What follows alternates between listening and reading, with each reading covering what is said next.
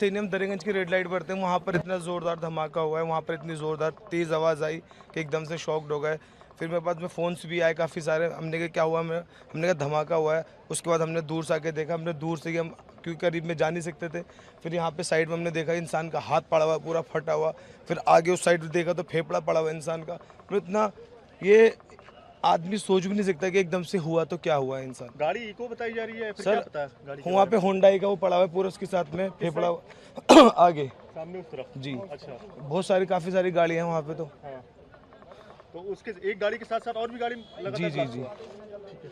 तो एक गाड़ी के साथ यही सुनने में आया। आपके हिसाब से कितने लोगों सर हम वहाँ फिर आगे गए नहीं, इसलिए हम फ़ौरन इधर ही दूरी खड़े हो गए। यहाँ पे हमने देखा, सबसे पहले हमने फेफड़ा देखा वहाँ पड़ा, हमने लगा कि ऐसी होगा।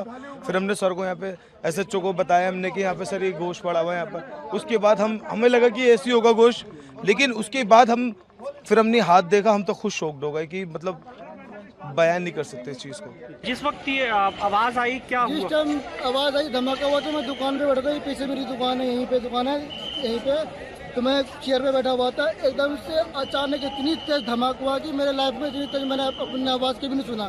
धमाके के दहल पे मैं 3 बार गिरा हूँ, उठाऊँ फिर गिरा हूँ, उठा से धरती फटने वाला है, इतनी तेज धमाका हुई है। ठीक है, तो मैं दुकान छोड़ करके एकदम से भागा। मेरे साथ भी बहुत सारी पब्लिक भागी, एक पे एक पब्लिक गिर रही थी। उस टाइम ऐसा लग रहा था कि हम कुछ पल में, और दूसरा धमाका हुआ था हम मरने वाले हैं।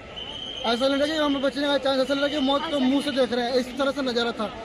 तो मैं भाग करके साइकिल मार्केट में गया, वहाँ जा करके मैं एक कोल्ड ड्रिंक लिया।